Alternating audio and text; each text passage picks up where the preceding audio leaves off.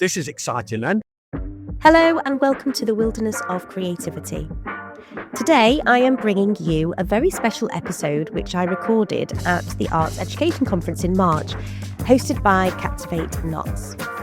Now, if you've never been before, the conference brings together artists, educators, cultural organisations, freelancers, arts leaders and people working across education and community settings. It's a chance to share ideas and explore challenges and perhaps most importantly, connect with other people who believe in the value and power of creativity. For me, it was very obvious that the focus was far bigger than individual projects. It was about asking how we can make art, culture and creativity more accessible, more sustainable and more visible within schools and communities. This year was particularly exciting for me because it was the first time I'd ever attended the conference, but I had my own market stall as well. So I arrived feeling equally excited and nervous, carrying all of the usual questions. Would people stop by? Or would anyone want to chat?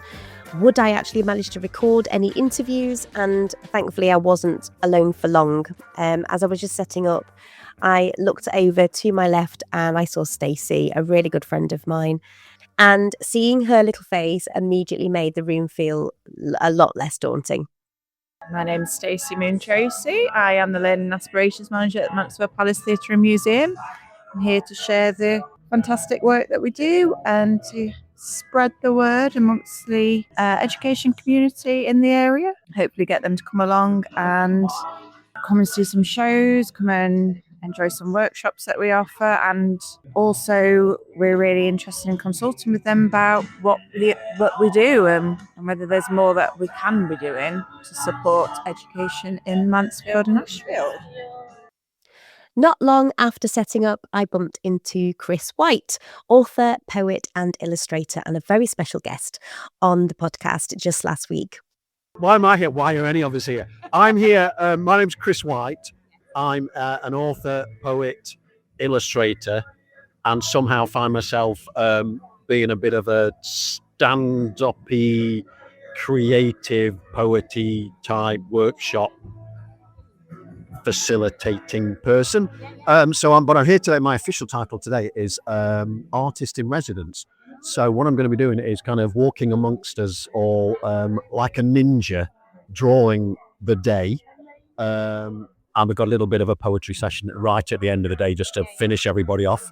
I'm here because I've done quite a bit with Sarah and the Newark Book Festival, doing book talks and illustration workshops and that kind of thing. So that's why they have dragged me along today, kicking and screaming. And I've never done anything like this before. So probably like yourself, you just say yes and then work out what's going on. One of the themes that came up repeatedly throughout the day was how we describe ourselves as artists. And the truth is, many of us are lots of different things. We might call ourselves a facilitator, a producer, an educator, a freelancer, a creative practitioner. I'm still learning how to combine all of my different identities rather than just trying to squeeze myself into just one box. And maybe that's something that you are also considering at the moment. As I spoke to people throughout the day, I kept coming back to this one question. Why do we attend arts conferences in the first place? Is it for inspiration, practical ideas, professional development, or simply to find our people?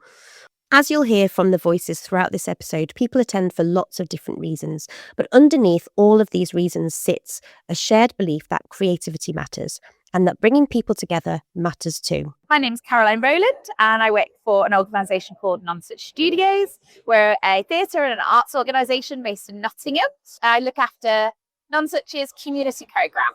Yep, so my name's Sarah. I'm the Step Fusion Skills and Engagement Officer for Bassett Law District Council and Step Fusion. And I'm hoping to discover how we can share the power of fusion energy with younger audiences through stories and art. Hi, I'm Katie Coulbard and I'm the Programme Manager for Open Doors, which is a Arts Council England national portfolio organisation programme based in Newark and Sherwood within their Heritage and Culture services. We come every year to this conference. It's brilliant. I've got a stall just to my left, which we're both looking at now. with a whole range of leaflets and bits and bobs for people to take away, samples of what we're up to.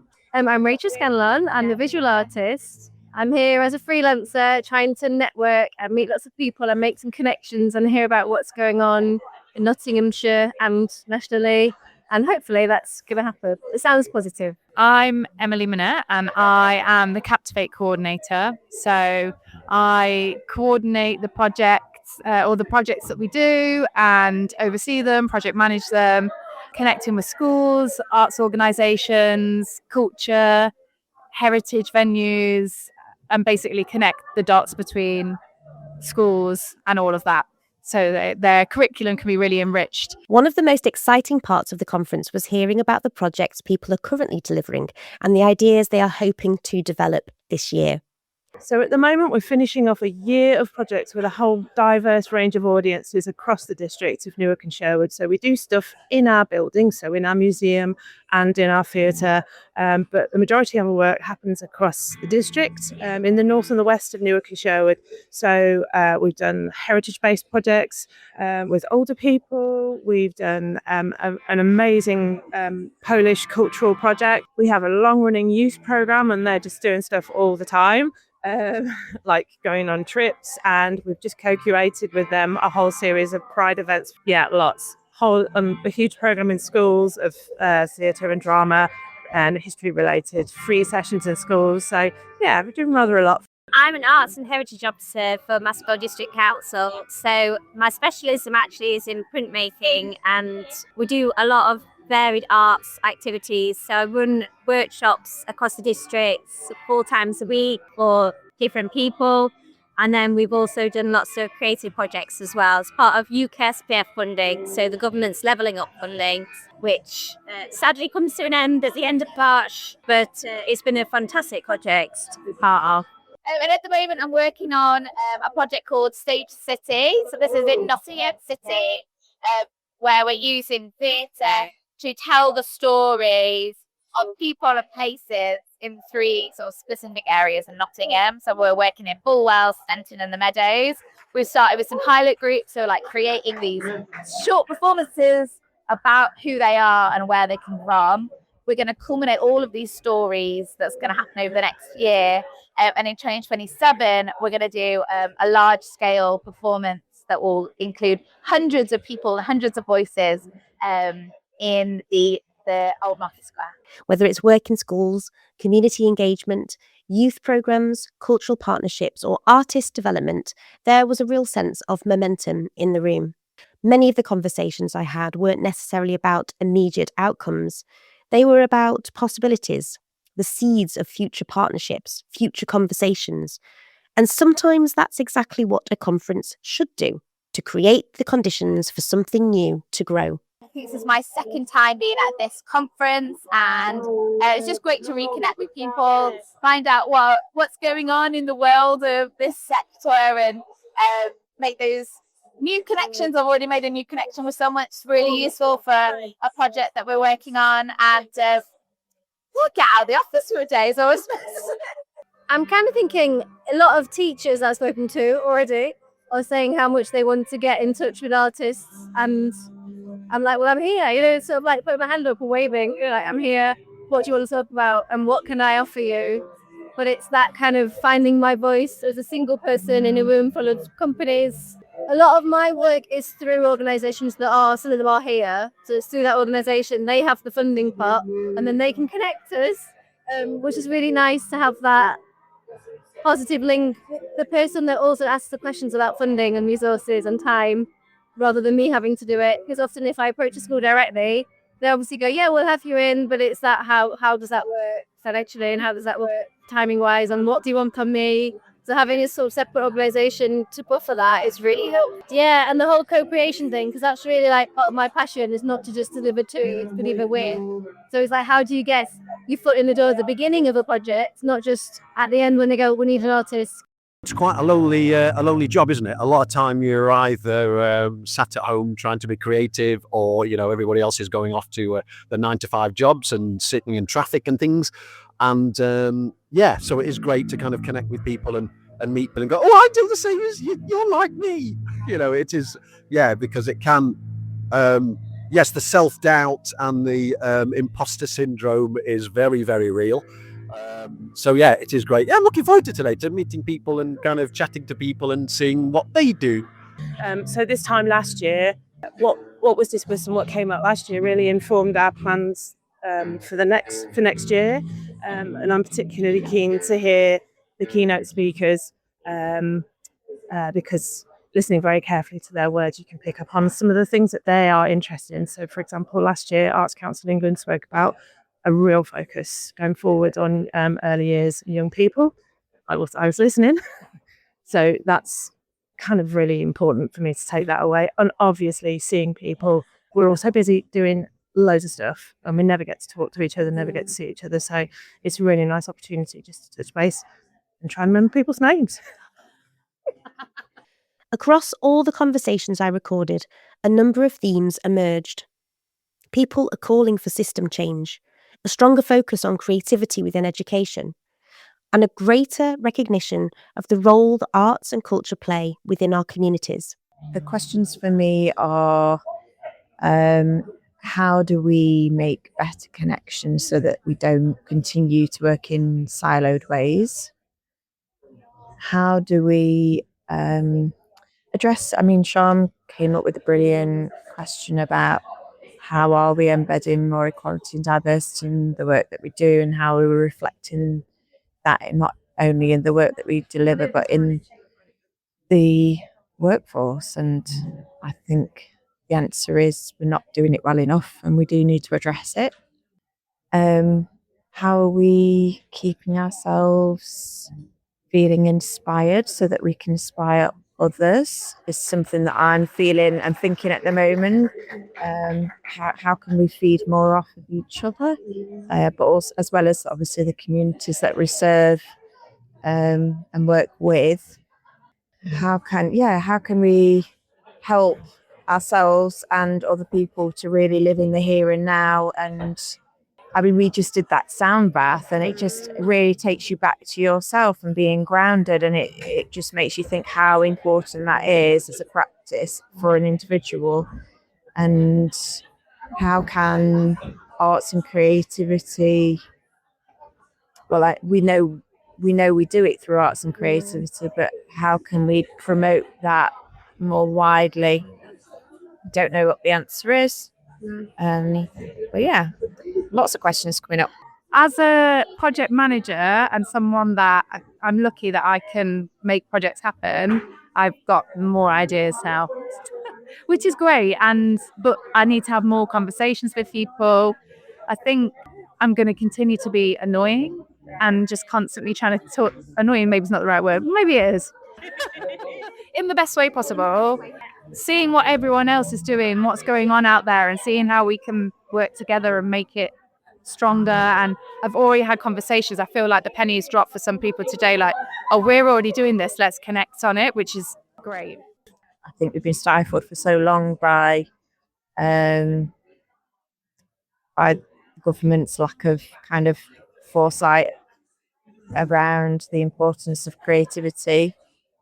I do believe we're heading towards crisis if we don't act now, and I'm really glad that Arts Council has said something, and the government are implementing more creativity into curriculums. But it just need a whole systems change to make it work.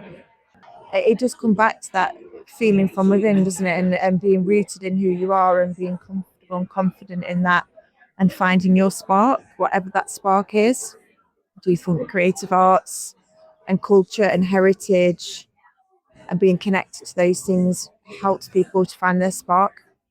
It might not be your spark, but I think it can be a useful tool to help people to discover what their spark energy is. And finding that spark energy from within is going to help you to achieve whatever success means for you, whatever happiness means for you, whatever fulfillment means for you. And that is different for everyone. So yeah, definitely a systems change. One of the final conversations I had was with Emily Minnett. Can you just briefly talk to me a little bit about Vanessa? Because Yes, of course. Yeah. So Vanessa was the Captivate partnership manager. She sadly passed away in August last year. She has been in my life since I was 16 years old. My background is dance, and that's how I met Vanessa, because her background is also dance. When she was working for Dance 4, which is now Fabric in Nottingham, a youth dance company that I was part of got offered the opportunity to go to Berlin, and we did a cultural exchange with a youth dance company called Tanzite Juden Company. I'm surprised I remember that. Long time ago. And I'm still friends with Antonia now. Yeah, so that's really lovely. We're still friends, and we still message. And she instigated all that, and she made it all happen. And she was, yeah, like that was the first time I met her, and she was very heavily pregnant with her daughter Clementine, and had to fly home early because her fit to fly was running out, but she still came. And that is just kind of like testament to everything, how she kind of was through everything else. Like very much a doer, as that's a word that we've been throwing around today, a doer, and someone who gets stuck in and just makes things happen. And yeah, I've learned from the best. I felt like her energy was used today. Yeah. She used to challenge people. Sometimes people, I think, would roll their eyes at her aside, but that's because she cares, and she was so passionate about it that she wanted to make the noise to make it happen. I feel hopeful that we're going to see change, and that we're going to see the importance of it and the impact that it can have on children and young people, and how it's also like equally as important than all the other subjects. So actually the importance of it is, as Chris, our poet at the end, life-saving for some people. There is hope. There are so many people doing incredible work in arts and culture across this region, across the UK. But if I'm being completely honest with you, I'm also feeling a little bit tired of talking about the same issues. You know what I mean. Access, funding, creativity in schools, the value of arts education. The challenges aren't new. In many ways, that's one of the reasons I started the podcast, to create a space for these conversations, to document what people are doing, to talk about creative survival. I'd like to say thank you to everyone who took the time to speak with me throughout the conference. Thank you for sharing your ideas, your challenges and your hopes for the future. You'll find links and resources and information about the organisations featured in this episode in the show notes. And I'll also be reaching out to some of the organisations I met to explore some potential sponsorship opportunities for the podcast, helping these conversations continue long into the future. Thank you for listening to this special episode, and until next time, stay wild.